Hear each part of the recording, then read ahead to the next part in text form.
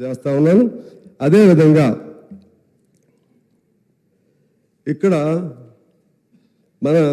ఇక్కడ జరిగినటువంటి ముఖ్యంగా కొత్త ప్రభుత్వం కొన్ని పాత వాటి నుంచి అనుభవాలు తీసుకోవాలి.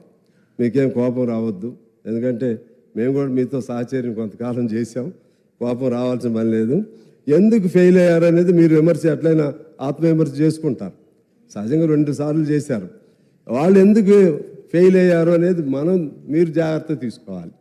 ఆ తప్పులు జరగకుండా చూసుకోవాలి. ఆ తప్పులుగా చూడాలంటే నేను కొన్ని పాయింట్స్ రాశాను. ఒకటి, మొదటి తప్పు ఎమ్మెల్యేలను కొనుగోలు చేయటం. కొనుగోలు చేయండి, లేకపోతే ఏ పేరుతో అయినా కానీ. మీరు మళ్ళీ ఇప్పుడు నా సమాధానం చెప్పకండి, మళ్ళీ మాట్లాడుదురు. పోనీ ఒకవేళ I take back my word, కానీ ప్రజలు అలా అనుకుంటున్నారు. పార్టీలు మారని ఏదైనా కానివ్వండి, తప్పు అది జరిగింది. అది దాంతో ప్రజల్లో బాగా నెగటివ్ ఇది వచ్చింది. రెండోది, పోనీ అయారం గయారం. రెండోది స్వేచ్ఛ. ప్రజాస్వామ్యం అంటే స్వేచ్ఛ, అదేవిధంగా సమానత్వం, లేకపోతే వాక్ స్వాతంత్రం, భావ స్వాతంత్ర్యం, ఇవన్నీతో కూడినటువంటిది ప్రజాస్వామ్యం. మనం ఉద్యమ పార్టీగా మీరు అధికారంలోకి వచ్చారు. టిఆర్ఎస్ వారు ఉద్యమ పార్టీగా అధికారంలోకి వచ్చారు. ఆనాడు తెలంగాణ ఉద్యమాన్ని ముందుకు తీసుకెళ్లడంలో కేసీఆర్ గారి రోల్ అద్భుతమైనటువంటి రోల్. మేము వీ సపోర్టెడ్ దట్ మూమెంట్. నేను కూడా అప్పుడు ఎమ్మెల్యేగా ఉండి కేసీఆర్ గారిని ఖమ్మంలో తీసుకొచ్చినప్పుడు I was the lone MLA who went there and who consoled him and who tried to bring him from the hospital to the street. ఆ విధంగా నేను ప్రయత్నం చేశాను. ఆయన జైల్లో పెడితే నేను వెళ్ళాను. నేను 500 కిలోమీటర్లు పాదయాత్ర చేశాం. అప్పుడు తెలంగాణ ఖమ్మంలో లేదు. 7 రోజులు ఇండెఫినెట్ హంగర్ స్ట్రైక్ చేశా. 7 రోజులు ఇండెఫినెట్ హంగర్ ఎవరిని పెట్టారు? ఫస్ట్ ఖమ్మం జైల్లో తీసుకొచ్చి, నాకు తెలుసు ప్రభాకర్ గారు, ఫస్ట్ అక్కడికి తీసుకొచ్చారు. అక్కడి నుంచి తీసుకొచ్చి హాస్పిటల్కి తీసుకొచ్చారు. జైల్లో ఒక రోజు ఉంచారు, అక్కడి నుంచి మరుసటి రోజు హాస్పిటల్కి తీసుకొచ్చారు. నాకు తెలుసు. అవును, ఫస్ట్ మేము వెళ్ళామండి, పువ్వాడ గారు నేను ఇద్దరం వెళ్ళాము. తీసుకొచ్చి అక్కడి నుంచి తీసుకొచ్చారులేండి, తెలుసు అప్పటికి. సరే, ఓకే. అయితే అటువంటి ఆయన పాత్రని మేము ఎప్పుడు కూడా, కాకపోతే ఎవరు చేయలేని పద్ధతుల్లో ఆయన ఉద్యమాన్ని జాగ్రత్తగా నడిపారు. ఆ తర్వాత జరిగిన ఈ 10 ఏళ్ల కాలంలో ఎవరెవరు ఎన్నిసార్లు జైలుకి వెళ్ళారు, ఎవరెవరు ఎన్నిసార్లు హౌస్ అరెస్టులు అయ్యారు, ఇది ఒకసారి మనం తీసుకోవాలి, గమనంలో తీసుకోవాలి.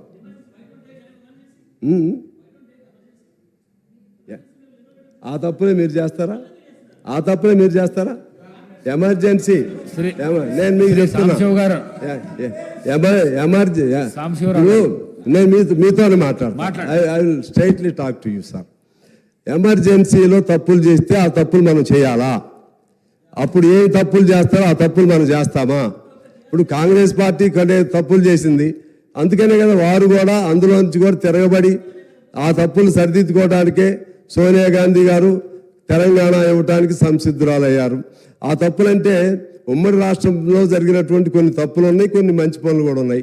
మనం అవి చేయొద్దు కదా. ఇప్పుడు కూడా నేనేం చెప్తున్నానంటే, అవి వీళ్ళని చేయొద్దని చెప్పడానికి సూచనగా సలహాలుగా నేను చెప్తున్నాను. ఎందువల్లంటే, సార్ మీరు అంగీకరించకపోతే నేనేం చేయలేను. నేను వ్యక్తిగతంగా ఏం మాట్లాడట్లేదు. కోదండరామ్ గారిని ఎన్నిసార్లు హౌస్ అరెస్ట్ చేశారు చెప్పండి? ఇదే రేవంత్ రెడ్డి గారిని ఎన్నిసార్లు హౌస్ అరెస్ట్ చేశారు చెప్పండి? మేము మీకు సపోర్ట్ ఉన్నప్పటికి కూడా ఎవరైనా మంత్రి వస్తుంటే, ఏదైనా ప్రాంతానికి ఎవరైనా వస్తుంటే మమ్మల్ని అందరిని కూడా ఎన్నిసార్లు అరెస్ట్ చేశారు. మేము సపోర్ట్ ఉన్నప్పుడు కూడా మేము మంచి ఉద్దేశంగా కూడా చెప్పాం, ఇది మంచి పద్ధతి కాదని కూడా చెప్పాం. ఇలా చేసుకుంటా పోతే ప్రజల్లో నువ్వు బంగారం పెట్టు, బంగారంతో కూడినటువంటి లేకపోతే పంచభక్ష పరిమాణాలు పెట్టు, హంస తూలికా తల్పాలను ఏర్పాటు చేయి, నువ్వు ఎంతైనా చేయి, స్వేచ్ఛ లేనటువంటి మానవ జీవితాన్ని ఎవడు అంగీకరించడు. తెలంగాణలో అసలే అంగీకరించడు. తెలంగాణ అస్తిత్వం ఆవిర్భావం మొత్తం కూడా అటువంటి తిరుగుబాటులో నుంచే వచ్చిందని నేను మీకు మనవి చేస్తున్నాను. ఆనాడు 48లో 45 నుంచి 52 వరకు జరిగినటువంటి ఆనాటి ఉద్యమం కూడా ఆ విధంగా తిరుగుబాటు ద్వారానే వచ్చింది. అయినా కూడా పాతయన్నీ మర్చిపోయి మరలా మనం ఇది శాశ్వతం అనుకుని, ఈ అధికారం శాశ్వతం అనుకుని ఎవరు కూడా చేయటం తప్పు అనేది ఆ జాగ్రత్త తీసుకోమని నేను మీకు మనవి చేస్తూ ఉన్నాను. ఎందుకంటే రేవంత్ గారు లోపల ఉన్నాడు, మీరు మన ప్రభాకర్ గారు మీరు అందరూ లోపల ఉన్నారు, మేమందరం కూడా లోపల ఉన్నాం. ఇలా ఉండే పరిస్థితి రాకుండా స్వేచ్ఛా వాయువులతో కూడినటువంటి స్వచ్ఛమైనటువంటి సమానత్వంతో కూడినటువంటి స్వేచ్ఛా తెలంగాణ మనకు కావాలి. ఆ విధంగా ఉంటే మీరు మీ హామీలు కొన్ని ఫెయిల్ అయినా సరే వాళ్ళకి వెంటిలేట్ చేయాలి, వాళ్ళు మాట్లాడి ఇది మీకు చెప్పాం చేస్తా ఉన్నాం, చేయలేకపోయాం, ఇది చేయలేకపోయాం, ఈ ఇబ్బందులు ఉన్నాయి, మరలా చేస్తాం, మాట్లాడాలి కదా. ప్రజలతో మాట్లాడకుండా మనం స్వీయ నిర్బంధం పెట్టుకుని మనం ఎక్కడో కూర్చుని ప్రజలు ఒక చోట ఇవాళ ఎందుకు మార్పు వచ్చింది? ఇప్పుడు మీరేమి ఇవ్వలేదు, ఇంకా ఏమి ఇవ్వకపోయినా సరే 2-3 రోజుల్లోనే ప్రజల్లో ఒక ఆనందమైనటువంటి భావనలు వచ్చేసినాయి. ఏదో మేము పంజరం నుంచి బయటకు వచ్చినట్టుగా భావనలు వచ్చినాయి. ఇది ఎంతకాలం ఉంటుంది? ఉండాలని కోరుకుంటున్నాం. ఎందుకంటే ప్రభుత్వాలకున్న సహజమైన స్వభావం ఏంటంటే రాజ్య స్వభావం అంటారు దాన్ని. ఆ రాజ్య స్వభావం ఏంటంటే అల్టిమేట్గా పోలీసుల మీద ఆధారపడతారు, పోలీసుల మీద నిర్బంధాల మీద ఆధారపడతారు, జైళ్ళ మీద ఆధారపడతారు, ప్రశ్నించేవాడిని లోపలేస్తారు, ఇంకా ఎక్కువ ప్రశ్నిస్తే ఒప్పాలని చట్టాలు పెడతారు.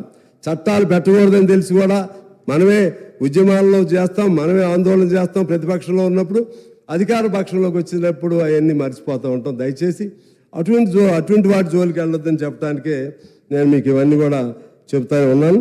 అదేవిధంగా ధర్నాలు లేవు, ఆ రోజుల్లో అసెంబ్లీలో మాట్లాడే అవకాశం లేదు, ఆందోళనలు లేవు, సమ్మెలు చేస్తే ఉద్యోగాల నుంచి తీసివేశారు. ఒక్కో సమ్మె తీసుకోండి, చిన్న వాళ్ళు, ఎస్సీలు, ఎస్టీలు, పంచాయతీల్లో పనిచేసేవాళ్ళు, మున్సిపాలిటీలో పనిచేసేవాళ్ళు, వాళ్ళని సమ్మె చేశారని చెప్పి మీరు సమ్మె చేస్తారా? సమ్మె అనేది బ్రిటిష్ వాడే మనకి ఇచ్చినటువంటి చట్టం. బ్రిటిష్ వాడి కాలంలోనే సమ్మెలు చేసేసాం, వాళ్ళని తీసేశారు. అది కరెక్ట్ కాదు అని చెప్తున్నాం. మేము అప్పుడు చెప్పాం, ఇప్పుడు చెప్పాం, రేపైనా చెప్తాం, మీకైనా చెప్తాం, ఎవరికైనా చెప్తాం. మా బాధ్యత అది, మా బాధ్యత. ఇవాళ మీ సపోర్ట్తో నేను గెలిచినా, కాంగ్రెస్ పొత్తులో గెలిచినా సరే ఇటువంటి ఇబ్బందులు వచ్చినప్పుడు ఖచ్చితంగా చెప్తాం.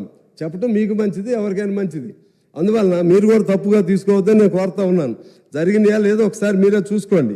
గోపాలాంటి చట్టాలు కేంద్రం ఇక్కడ ఎందుకు పెట్టాలి? మనం ఎన్ని ఆర్గనైజేషన్స్ మీద బ్యాన్ పెట్టారు చెప్పండి?